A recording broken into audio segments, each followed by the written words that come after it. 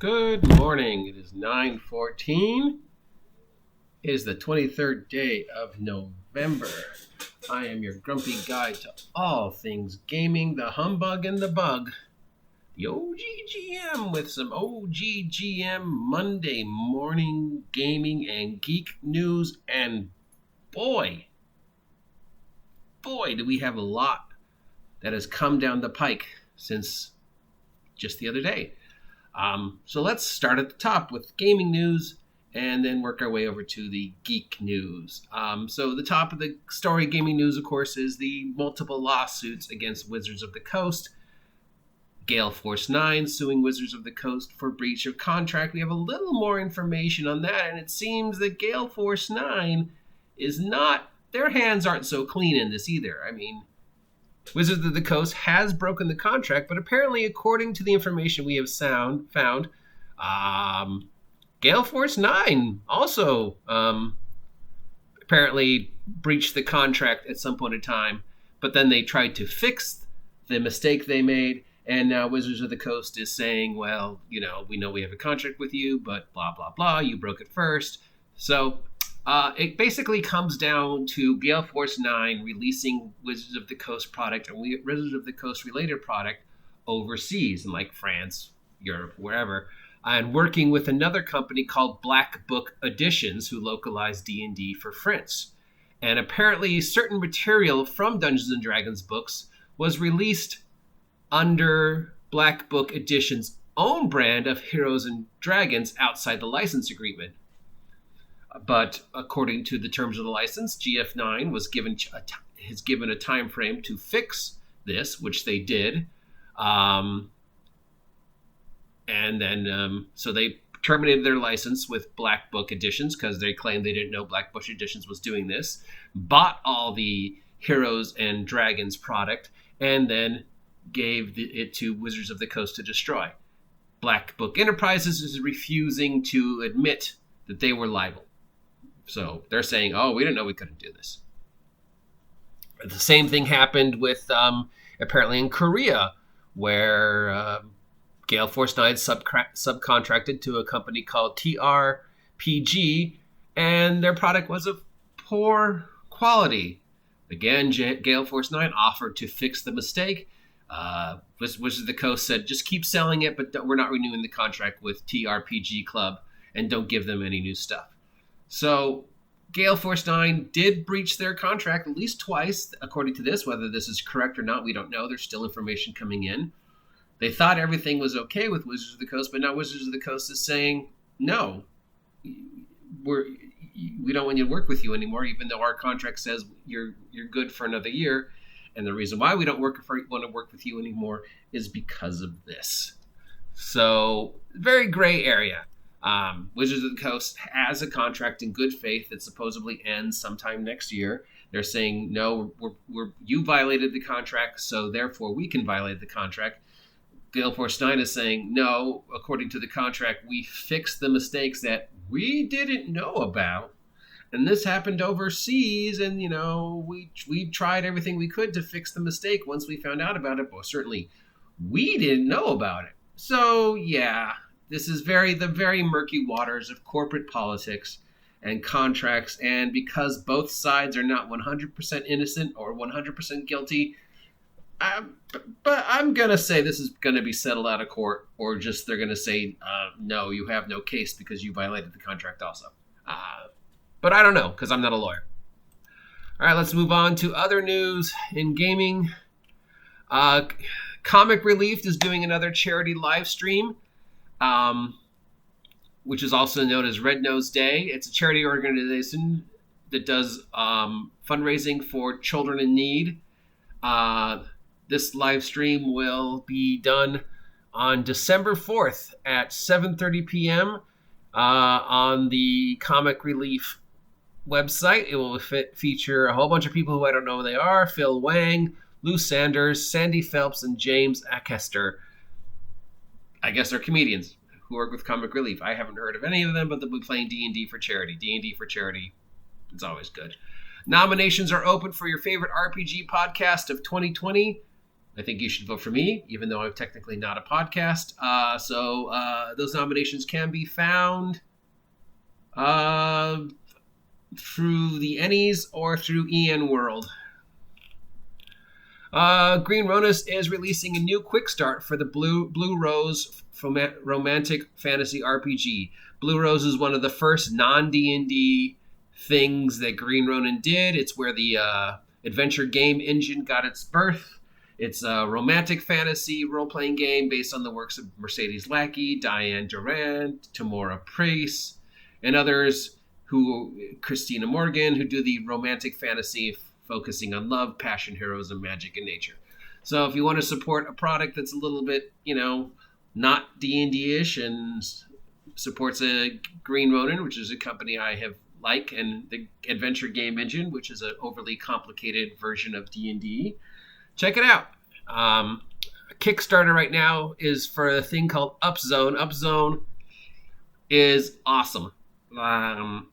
So basically it is pop-up book terrain system. So they're about the size of the pop-up books. You unfold them and then they pop up and they have terrain. There's one of like a city, there's one of like a Aztec pyramid, there's one of like a dungeon. You can also mix and match some of the pieces from them. So yeah, this is cool. I would definitely go to Kickstarter and look for Upzone, because my verbal description is not doing it justice. But just imagine a pop-up book like thing, and then when you open it, it pops up, but it's a D&D terrain. So it's 3D cardboard D&D terrain. Pretty cool. What a great idea. West End Games is moving the miniature license for their Star Wars product from Fantasy Flight Games to another subsidiary called Atomic Mass Games. Who cares? Two former executives from our friends over at Blizzard, who are not our friends right now, two of the former VPs of Blizzard Entertainment are breaking off from Blizzard to create a company called War Chief Gaming that's going to do tabletop role-playing. We don't have any released product yet, but we do know that both of them, the people who are involved in it so far, have a good resume, having worked on Warcraft, StarCraft, Diablo, SimCity, some Dungeons and Dragons stuff, Marvel Heroes, and HeroClix. Okay, the Humble Bumble this week is Cyberpunk. Our friends over at Artisolian. Yeah, one of these might even be something that I worked in. So if you want to support Able Games and other charities, go to Humble Bumble, and you can get $50, $505 worth of Cyberpunk books, PDF of course, for NCU supported charity, and it's like $15 to get all 30 PDFs. So that's awesome. They're also doing one with Morpheus, so all the Conan stuff. The 2D20 Morpheus system is available in the Humble Bumble right now. That's bundles of benefiting world builders. So again, if you want to support charities and get some gaming PDFs, check it out. They're also doing a big royalty-free music bundle with over 400 tracks of royalty-free music that you can legally use in streams, and that's going to benefit the V Foundation and cancer, and that's going on to the end of December. So that's about it in gaming news. Obviously, the big thing is the Gale Force 9 thing. Let's see. Of course, we have the Tasha's Cauldron of Everything that just came out and all the responses to it, both positive and negative, but I am trying to avoid that. There's a Kickstarter for Urban Shadows, a Powered by the Apocalypse urban fantasy for the second version of this game. I'm a huge fan of Powered by the Apocalypse, though I actually think there's some systems that I've seen since Powered by the Apocalypse that are actually better than Powered by the Apocalypse. I've talked about Powered by the Apocalypse before. Powered by the Apocalypse is definitely one of those systems that was so close to being the next glass ceiling shattering, paradigm shifting role playing game, but they just missed the mark. They could have been the next GURPS, but they just missed the mark a little bit, and they just can't seem to get there.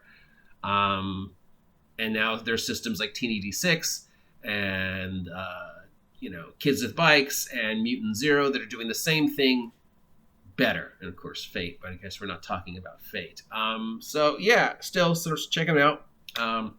Okay, video gaming news. Obviously, the only video gaming news I really know, other than wow, Diablo 4 has been delayed yet again, and Baldur's Gate has been delayed yet again, is of course all the backlash Blizzard is getting for the changes that they made to Hearthstone. I talked about this in another video. Hearthstone is now basically pay to win. The new duel system rewards people with the best cards. The changing the daily gold bonuses for completing the quest to this weird progression chart, which makes no sense. The rewards are too hard to get, and when you do achieve the rewards, they're too small, as opposed to, well, look at it this way. If I played Hearthstone regularly, every other day, but if I just did the one daily quest every other day, I would have enough gold to buy a pack, which is 100 gold. So if I did 2 quests over 2 days, I make an average of 100 gold. So that's 1 pack, every 2 days. Now, with the new progression chart, I'm getting 1 pack every 4 days, 5 days. I'm getting enough gold. If I do, even if I play casually, I'm getting enough gold to maybe get 1 new pack a week. If I play nonstop for 2-3 hours and try and hit all the achievements and try and do the daily quest and the weekly quest, and some of the weekly quests are really, really hard, I might get enough gold to get 2 packs a week. So it's just not worth it. I don't know what Blizzard was thinking, but every streamer is complaining about it. I mean, they're still playing because that's they're whales and that's their money source. But every streamer that I've seen has just said, "This is stupid, Blizzard. Why did you do this?" Okay, so that is video gaming news. And now finally, let's follow up with the Star Wars news that we released yesterday about the hullabaloo over season 2, episode 2 of The Mandalorian, and the whole thing with the lizard woman's eggs. And there's apparently a lot of just backlash, and people are saying, how could you do that? But really, if you look at the episode and you look at all the facts, it's not, we've seen Star Wars do worse. There's plenty of horrible things that happen in the Clone Wars cartoons. There's plenty of horrible things that have been done in the movies. And if you really think about it and look at it, and it's not that great. And it's not like the Mandalorian character himself is a Jedi and supposedly all goody two shoes. And we know Baby Yoda is a jerk. So really, and there's lots of flaws in your argument, people who are saying, oh, it's a horrible thing. First, you're not upset about the fact that the spiders got slaughtered, and it's basically the same thing. Second, the eggs weren't fertilized yet, so technically doesn't matter.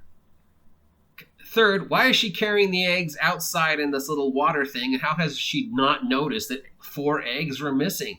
Shouldn't the thing count how many eggs are in it? So yeah, there's a lot of flaws. I don't really know what the point of that episode was other than to move the story along and introduce a new character, or maybe it was just meant to be, I don't know, signaling, whatever. So we have some new Star Wars news regarding Gina Curran, the woman who plays the big buff former flame trooper.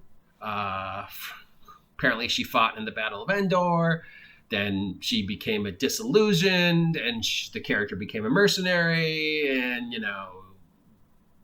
whatever. So apparently the actress who has played that character has posted some things online that some people has taken offense at. Apparently she's a conservative. She believes some of these supposed conspiracies involving voter fraud and,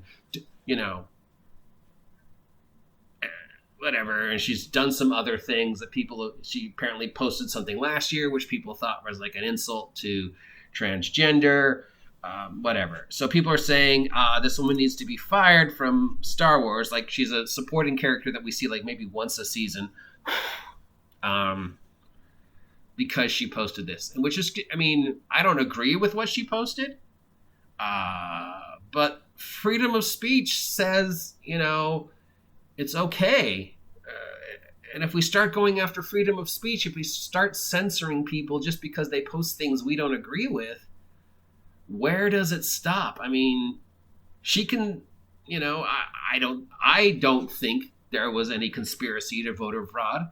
I voted for Joe. I think Trump is an idiot and needs to go as soon as possible. But there are people who do believe that. And whether it's right or wrong, as long as you're not hurting anybody, you can believe that. It's stupid unless you can give me proof. But freedom of speech. Also, saying things like, don't wear a mask. Well, that's just scientifically wrong.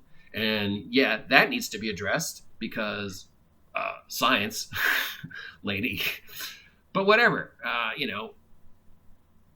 I don't agree with the things she supposedly said, but, I know I print shit all the time and say shit all the time that upsets other people, and that's freedom of speech. You don't have to like it, but it's her right. So whatever, the best way is to vote with your money. If you don't want to support the person's cause, don't watch The Mandalorian. Don't buy Mandalorian product. Write letters to Disney saying, look, we're not going to buy your product while this woman's on, because that's, it comes down to the money. Okay, so that's the gaming news. Big news, Gale Force 9. Video gaming news, big news, all the people angry at Blizzard. Geek news, all the people angry at The Mandalorian for Season 2, Episode 2, and now this new bullshit with Gina Curran, the woman who plays the big buff supporting character and stuff that she supposedly said. Wow. Happy holidays. The world is going up in flames. Democracy as we know it is coming to an end. COVID is killing hundreds of people every day, but you're upset because a make-believe computer-animated puppet ate make-believe computer-animated non-fertilized eggs.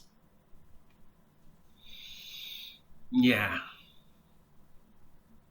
If you appreciate this content and want to see more, comment down below. If you don't appreciate this content and think I should shut the fuck up, comment down below. If I've triggered you and you want to unsubscribe, comment down below and let me know why, because I can't fix it if you don't tell me what's broken. If you do appreciate this content and you haven't had a chance to subscribe yet, please subscribe. It helps you know what's going on with the OGGM adventures, and it helps me know what kind of content you want to see.